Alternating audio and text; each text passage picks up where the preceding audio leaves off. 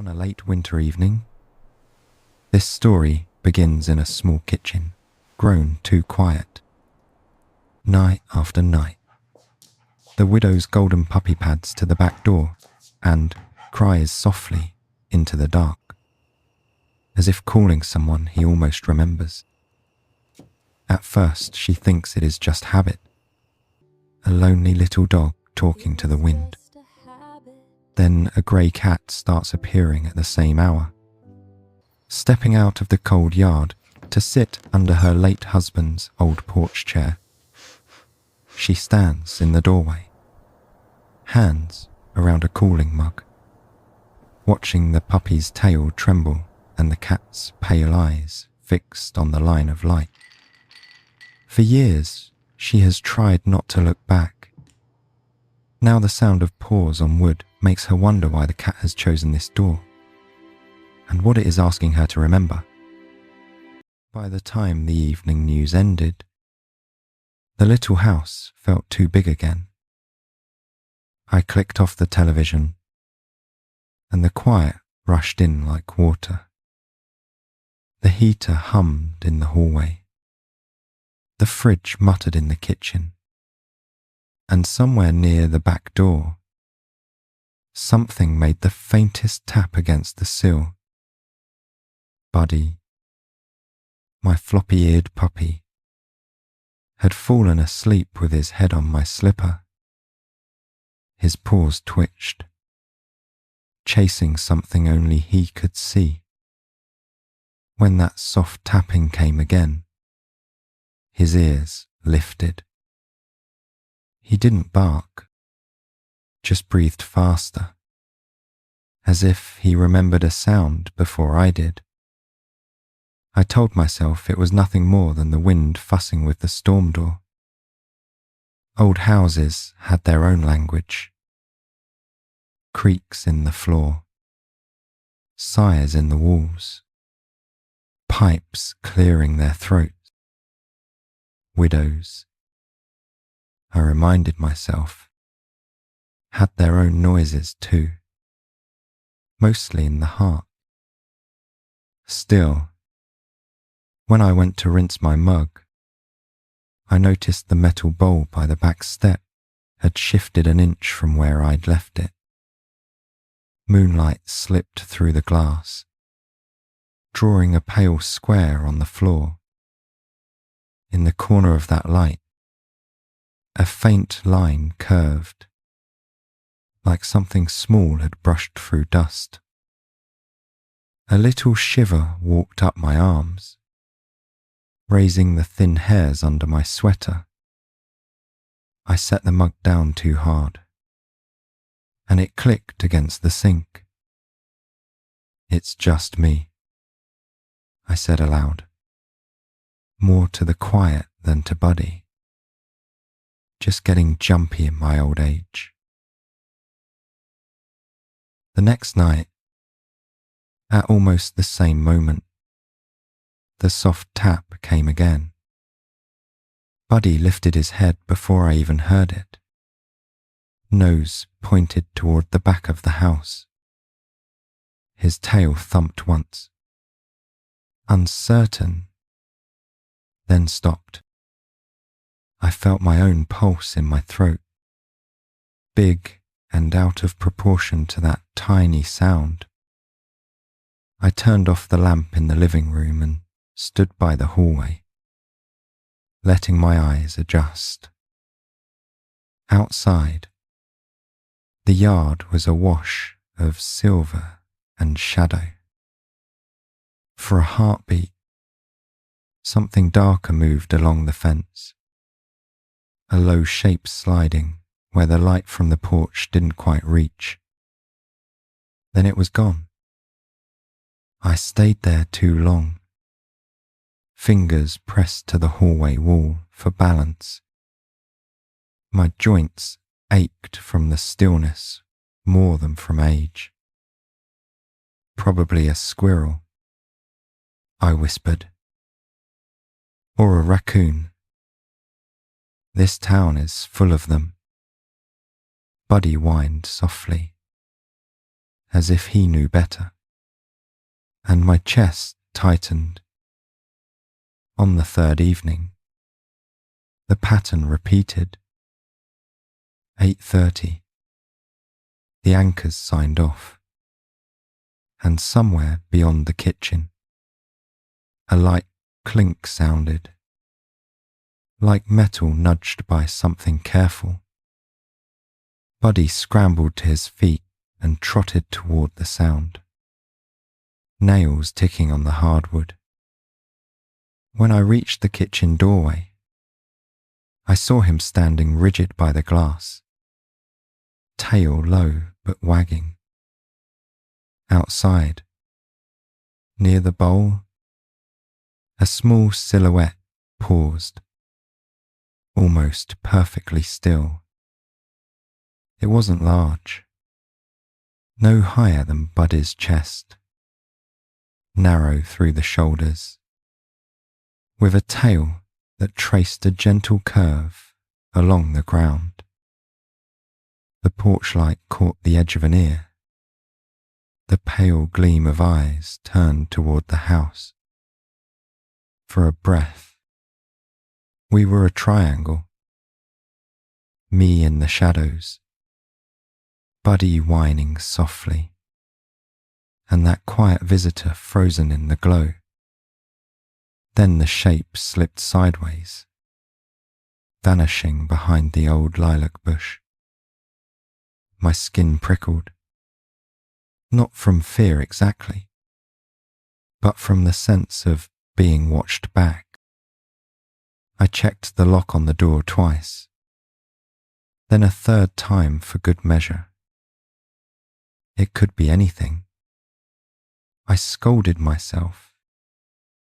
You're making stories out of shadows. Evelyn. Still, I left the kitchen light on. In the morning, frost feathered the back steps. I opened the door to let Buddy out and saw them.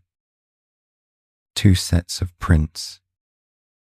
One clumsy and wide, already smudged by his eager paws, and another set lighter, neater, curving from the yard straight to the bowl and away again.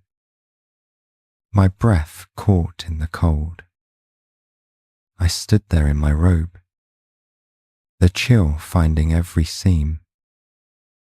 3 nights, same time, same tap on the sill, same sense of something small keeping its appointment at my door.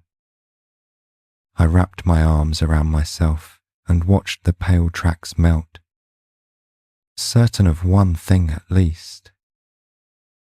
We were not alone in this house. After that, I started paying attention to the clock without meaning to. By 8:20, my eyes would drift to the corner of the screen. By 8:25, it'd stop pretending to listen to the news. Buddy seemed to learn the numbers too. His body tensed before mine did. On the 4th night, the sound came early. A softer scrape this time, as if something tested the step before committing its weight. Buddy rushed to the kitchen, nails skittering, and let out a high, hopeful yip. My heart stuttered, half from surprise, half from the familiar ache of waiting for someone. I killed the living room light and stepped into the dim hallway. The kitchen glowed a little from the sink bulb it started leaving on. Afraid and comforted by its small circle of gold. Outside the glass, I saw only my own reflection at first, a woman I barely recognized. Then the reflection shifted. 2 pale coins appeared low to the ground, catching the light. The small shape sat perfectly still by the bowl, shoulders neat, tail wrapped around its own front paws like a question mark. Buddy whined from beside me, his whole body trembling. Yet he didn't bark again. I eased closer, my slippers whispering across the tile. The visitor's outline sharpened. A lean body, short fur, whiskers catching stray light like fine wire. When the nose lifted, the movement was so precise it felt almost polite. This wasn't a raccoon or a possum. This was someone deliberate. For a moment, our eyes met through the glass. Mine were rimmed red from another day of too much remembering. The eyes outside were clear, steady, a pale green or grey that seemed to weigh the room behind me. I pressed a hand to my chest, feeling my own heartbeat answer. Buddy emitted a small, pleading sound, almost a question in his throat. At that, the animal flicked one ear, then turned its head toward the left, where the side yard curved toward the driveway. It gave the bowl a brief glance, then rose and walked away with a slow, measured grace. The next morning, there was a faint smudge on the bowl, as if a rough tongue had tested its metal edge. A few pale hairs clung to the mat I kept by the door. I pinched one between my fingers, feeling its softness, and told myself again it was nothing, just a neighborhood wanderer passing through.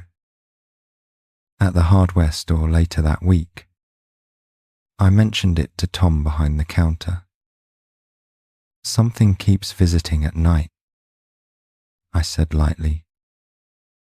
Small, quiet, likes to sit by the back door. Buddy's become its biggest fan. I tried to make it sound like a joke, so my voice wouldn't crack. Tom chuckled. Probably one of the old strays from around the mill. He said, "They make their rounds.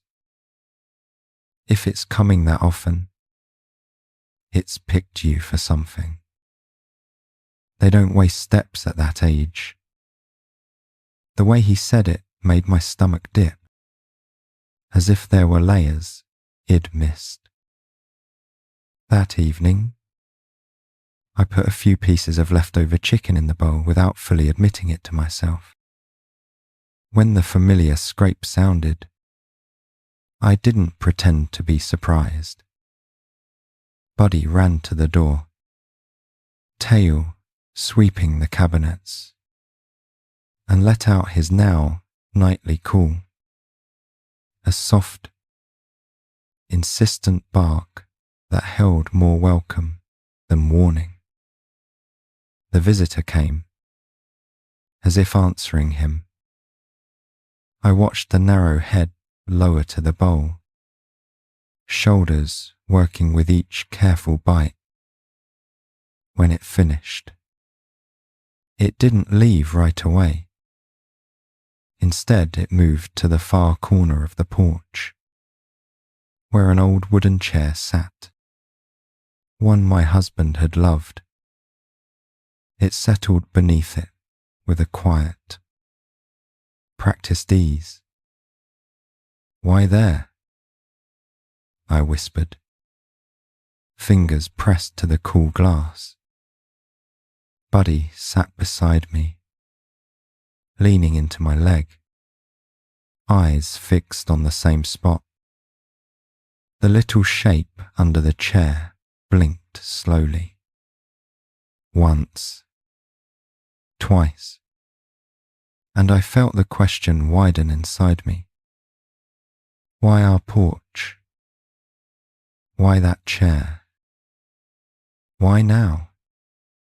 After all this time, the next Sunday after church, I lingered in the parking lot, hesitant to go back to a house that now felt both empty and newly occupied. Mrs. Turner, who'd lived 3 doors down from us for decades, shuffled over with her usual determined smile and slipped her arm through mine. "Tom says you've got company these nights," she said, as if commenting on the weather.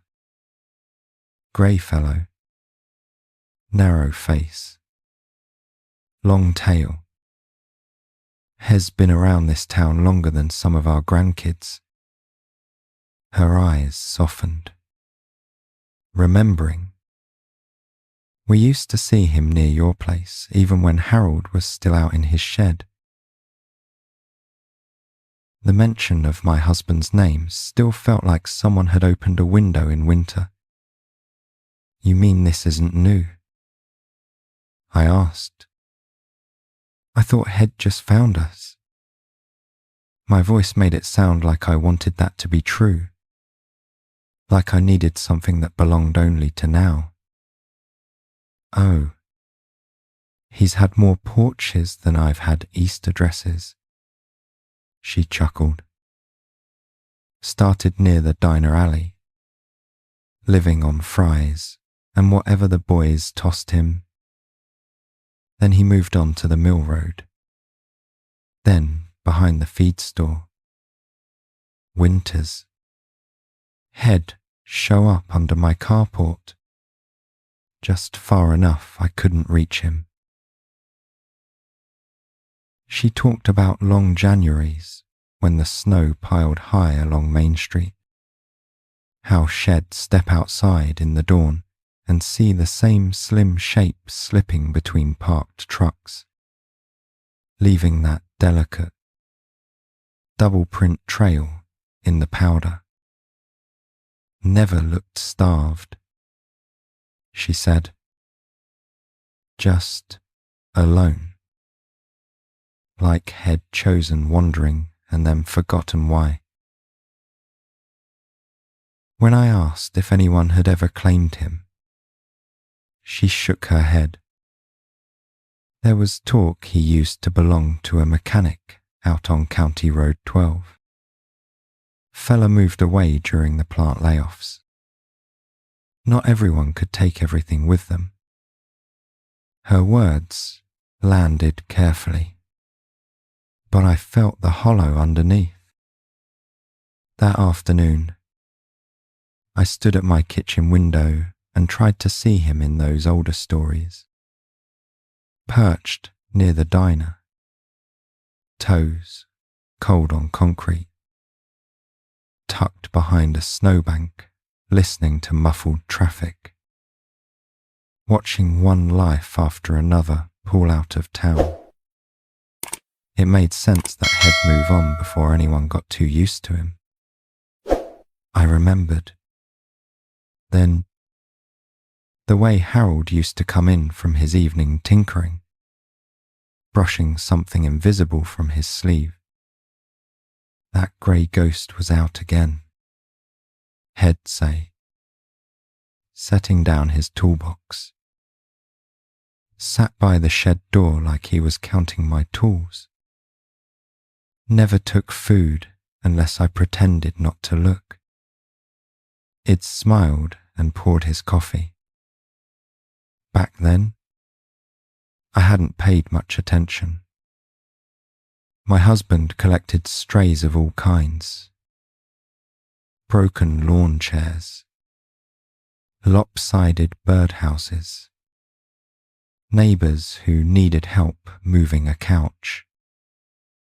He'd chalked it up to one more quiet ritual between him and the world outside. Something that belonged to his easy way, with things that didn't quite fit. Now, with him gone and the house echoing, the memory felt sharp. The first winter after the funeral. I'd heard that same soft scrape at the back step, but had been too sunk in my own fog to rise from the chair. I wondered how many evenings the wanderer had come and gone without anyone answering. Watching our visitor now, I saw the caution in every step. He never approached the bowl until the porch light clicked on and Buddy's hopeful cry rang through the door. Even then, he paused, weighing the yard, the dark street, the unseen spaces under the shrubs, as if any sudden move might turn this new arrangement into one more place he had to leave. I realized trust was not a simple thing for either of us.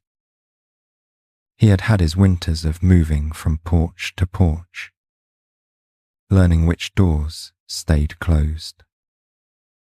I had my own season of moving through rooms, touching Harold's old mugs and shirts, never quite sure which memories were safe to open.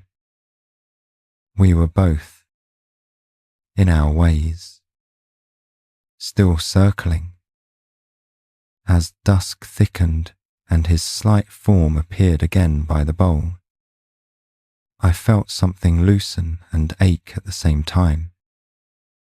The knowledge that he had known this yard before my loneliness, before Buddy's small voice began calling, made his presence both less mysterious and more tender. We were not two strangers after all, but survivors of the same absence. The night the air turned sharp enough to sting my lungs, I decided to open the door. Not all the way. I wasn't that brave yet.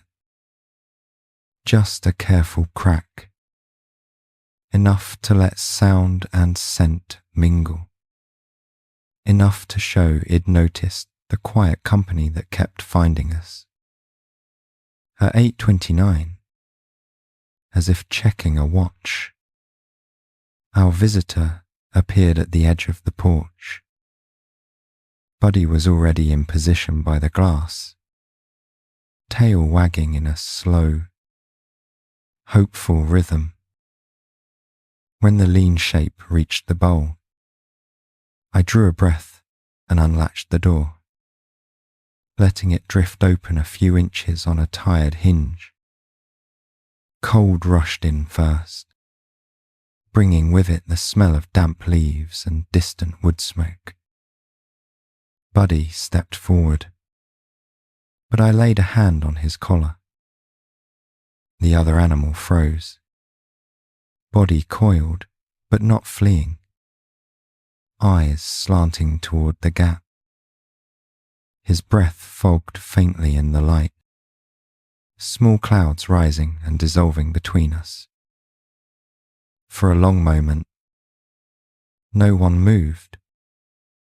Then Buddy did the strangest thing. Instead of barking, he sank down onto the mat, head low, tail brushing the floor in a slow sweep. A tiny whine slipped out, more greeting than alarm. It sounded like invitation, like the first word of a sentence he didn't know how to finish. The grey newcomer shifted his weight, paws pressing into the old wood. He took one step toward the open gap, then another, coming just close enough that I could see the fine lines of his whiskers, the flecks in his pale eyes. He looked from Buddy to me and back again, as if weighing our combined promise. I spoke without planning to. "You can sit a while if you want," I said softly. My voice felt rusty, unused for conversations that weren't about prescriptions or condolences. The words hung in the cold air, ridiculous and solemn all at once. The animal's ear twitched, and something in his posture eased. He didn't come inside. Instead, he chose a place just to the left of the threshold, right where the old welcome mat gave way to the porch boards. There, he lowered himself and curled his tail around his paws, as if drawing a boundary, close enough to share warmth, far enough to escape if needed. Buddy, satisfied with this compromise, rolled onto his side, pressing his ribs against the metal strip of the doorframe. A soft sigh escaped him, the kind you hear from a child who has finally coaxed a friend to stay after school. I felt my own shoulders drop, tension leaking out inch by cautious inch. The next evening, something new appeared on the mat. Not food, not anything useful, just a small, perfectly ordinary gift from the yard. A faded maple leaf, its stem still damp, laid right where Buddy liked to sit. It made no sense at all, and yet my throat tightened when I bent to pick it up. After that, the pattern grew roots. Each night, Buddy trotted to the door a few minutes earlier, issuing his gentle summons. Each night, the grey figure arrived, sometimes with nothing but his presence, sometimes with a stray feather or a twist of dry grass left near the threshold as if in thanks. We were building something small and fragile, one quiet exchange at a time. One evening, I murmured Harold's name under my breath as I watched them. The grey head snapped up, eyes locking on mine through the gap. For a second, the world narrowed to the steady rise of his sides, the tremble in Buddy's shoulders against my leg, and the ache in my chest.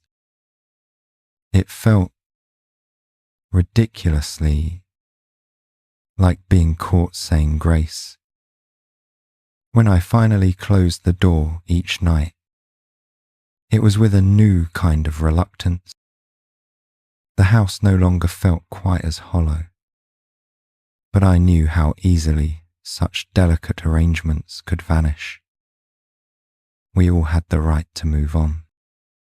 After all, still, as I turned away from the fading sound of paws on wood, I carried the sense that some small promise had been exchanged, even if none of us knew its terms yet. Winter came properly that year, with a storm that painted the town in white and made the ploughs work overtime. I sat at the kitchen table, the stack of real estate brochures my son had mailed fanned out in front of me. Condos with elevators and indoor parking stared back, all beige walls and safety rails. "Mom, you shouldn't be alone out there anymore." His voice echoed from our last phone call. "The house is too much. The yard, the snow, There's a place 2 blocks from us. You could walk to the pharmacy. Head meant it as care, but it had landed like a verdict on the life Harold and I had built. I looked from the glossy pages to the back door, where Buddy paced and whined softly.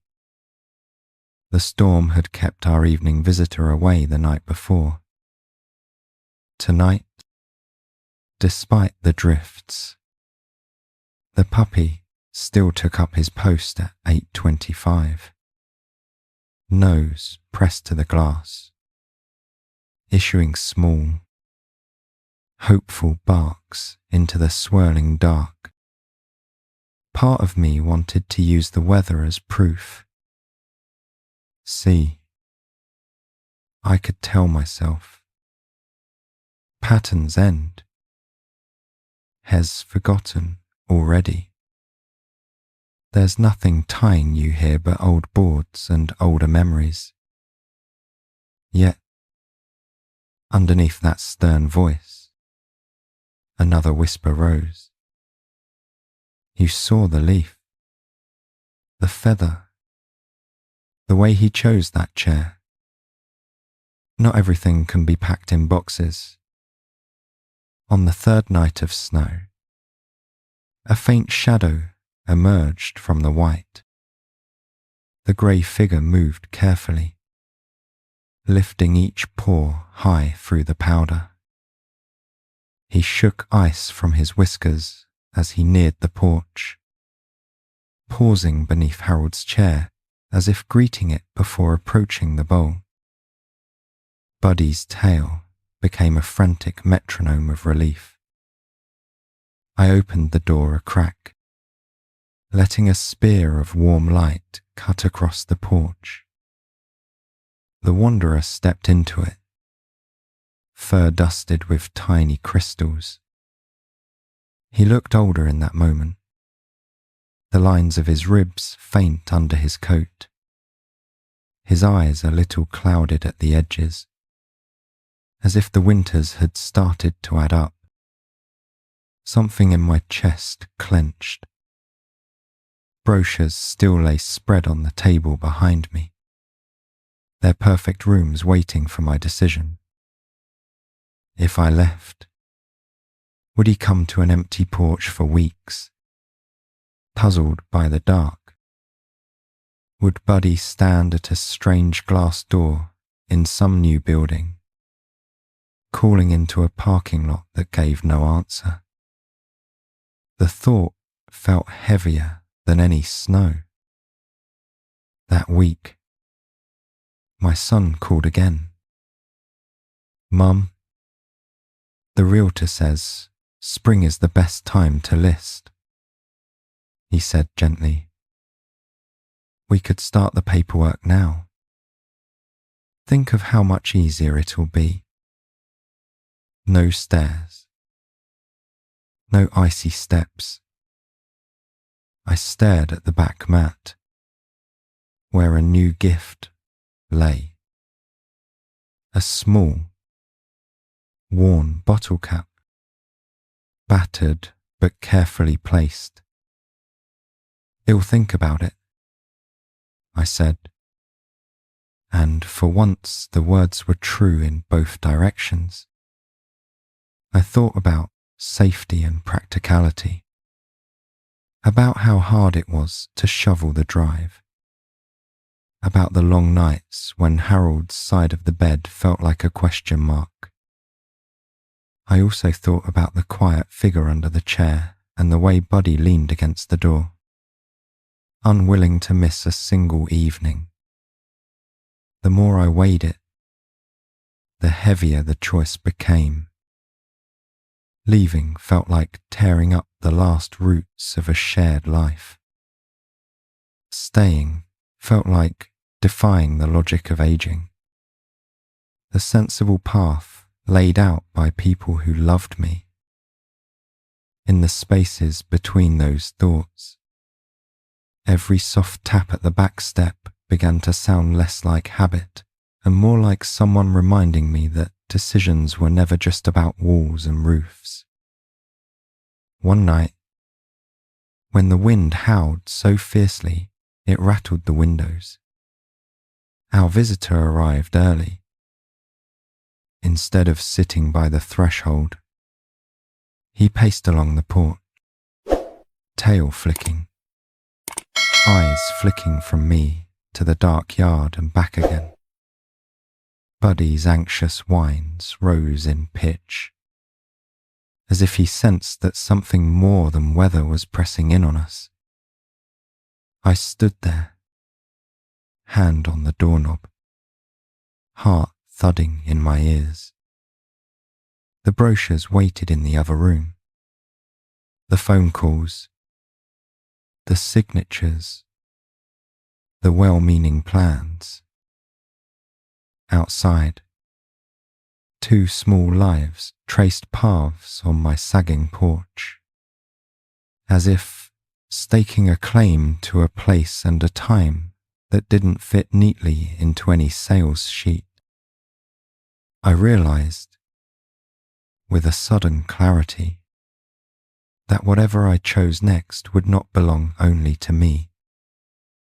The breakthrough didn't come as thunder or revelation. It arrived in the quiet, on a night when the sky hung low and the streetlights wore soft halos. The snow had melted into tired piles, and the yard was a patchwork of mud and old leaves.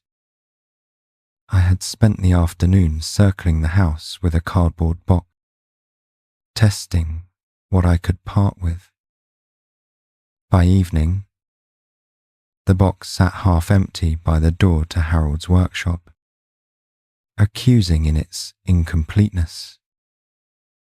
I had filled it with a few books, a chipped mug, some worn gloves, and then stopped, unable to lift anything else from its chosen corner.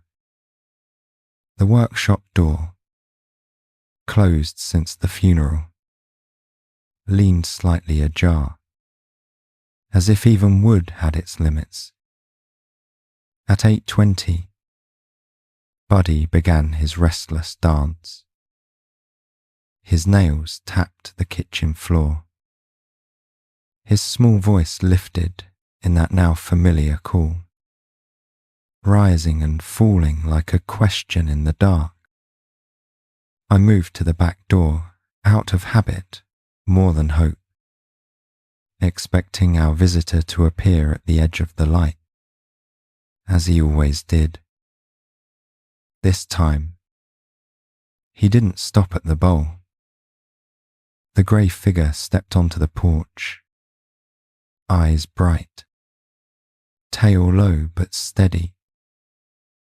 He glanced at me once, then turned and walked along the boards toward the side of the house, pausing every few steps to look back. Buddy followed on our side of the glass, nose smearing little crescent moons on the pane. A strange feeling settled over me, a tug just below my ribs. Before I could argue myself out of it, I grabbed my cardigan and opened the door wide enough for Buddy to slip out. Cold air wrapped around my ankles, but I stepped onto the porch anyway, fingers brushing the rail for balance. The 2 animals moved ahead, one outside, one in, like halves of a single thought. They led me past the lilac bush, around the corner where the siding needed paint, to the workshop door it'd been avoiding for months. The grey wanderer sat squarely in front of it, tail curling neatly around his paws. Buddy pressed his nose to the lower panel, whimpering softly. Both turned their faces up to me, waiting. My hand shook as I touched the doorknob. The metal was cold, familiar, the same one Harold had polished with his own unthinking grip for years. I hadn't stepped into that room since Wed carried out his tools after the service. The smell of sawdust and oil too sharp, like a memory you weren't ready to touch. When the door swung open, the scent rushed out just as I remembered. Wood shavings, old varnish, the faint tang of metal. Dust motes danced in the porch light, stirring as if someone had just walked through. Against the far wall sat his workbench, still holding the last project had been planning a small wooden boat. Hull sanded but unpainted, waiting for a hand that never came back. The grey visitor hopped lightly inside, landing on a scrap of burlap near the bench. He curled beneath it, eyes half closing, as if this were the place he had always meant to reach. Buddy lay down in the doorway, half in the shop and half on the porch, refusing to choose one world over the other. I stood on the threshold, feeling my heart crack and knit in the same breath. I remembered, suddenly, a night 2 winters before Harold got sick, when he'd peeked out and seen him standing in this very doorway, coffee cup in hand. The grey shadow had been there too, sitting by his boots. He keeps me company while I sand, Harold had said, voice quiet. If anything happens to me, he'll still be out here, keeping watch. You won't be all the way alone.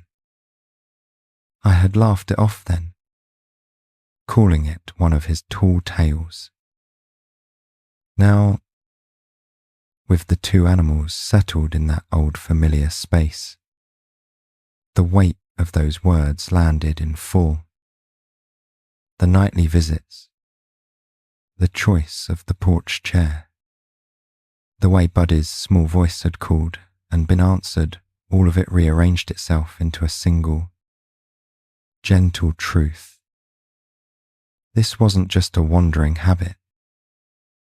It was a thread Harold had woven between his life and mine, carried on 4 careful paws long after he was gone. Tears came, hot and surprising. I sank onto the old stool by the door, one hand resting on Buddy's back, the other tentatively extended toward the grey figure. After a long, measuring moment, he leaned forward and pressed his head into my palm, his fur softer than I'd imagined. In that quiet contact, the house, the grief, the brochures, all shifted. I saw, clearly, that leaving would mean breaking more than a lease with a building. It would mean dropping a promise someone had trusted this small messenger to keep. Spring doesn't arrive all at once in our town. It sneaks in between cold fronts, testing the air with a soft breeze here. A bud there. I noticed it first in the way the porch boards warmed under my slippers, and in the length of the evenings, stretching our ritual into a gentler, longer light. I called my son and told him I was staying. We could revisit the condo idea another year. I said, when my legs protested more or the stairs grew steeper. For now, there were things here that still needed me, even if they couldn't sign their names on any form. He was quiet, then sighed. "If you're sure." "Mom," he said, "as long as you're not alone." I looked down at the two shapes at my feet and smiled. Our nights settled into a rhythm that felt almost like prayer. At 8:20, he'd rinse my mug and wipe the counter. Buddy would trot to the door, issuing his steady call. Within minutes, the grey figure would appear from whichever corner of the neighbourhood had spent the day patrolling, walking with that unhurried, dignified step to our porch. Some evenings, I brought a chair outside, wrapped in a cardigan, listening to the layered sounds of small-town life. The distant rumble of a truck on Main Street, a screen door slamming 3 houses down, the hum of someone's television drifting through an open window. The 2 animals arranged themselves nearby, one pressed against my shin, the other beneath Harold's old chair. As if slots had been assigned and accepted, neighbours began to notice. Mrs. Turner waved from her sidewalk walks. "There they are." Shed call. "Your evening committee." Tom from the hardware store dropped off a bag of food with my spring order, insisting that Old Grey deserved the good stuff now. I didn't argue. It felt right that our quiet trio had become part of the town's background story. Inside, I reopened the workshop slowly. Dusting shelves, I found little traces of shared history. A tiny paw print in dried sawdust on a beam. A stray whisker caught in a crack of the bench.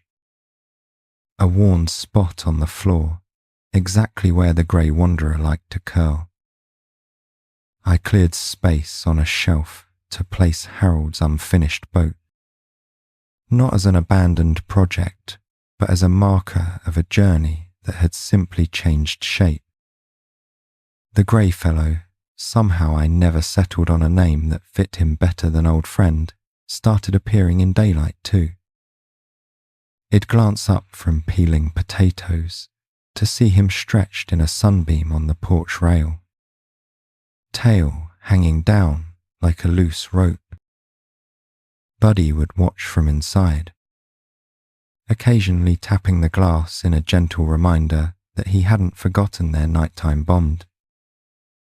On rainy days, when thunder rolled like slow drums, both of them gravitated toward the workshop. I'd find them there, one curled under the bench, the other snoring softly by the door, while I sorted nails into jars and listened to the rain drum on the roof. The room, once frozen in memory, began to feel like part of the living house again. As summer edged in, evenings grew warmer, scented with cut grass and the faint sweetness of the neighbours' lilacs. We added new layers to our ritual. A slow walk around the yard before dusk, Buddy nosing at dandelions, the grey shadow weaving between fence posts, always returning to the porch before the streetlights flickered on.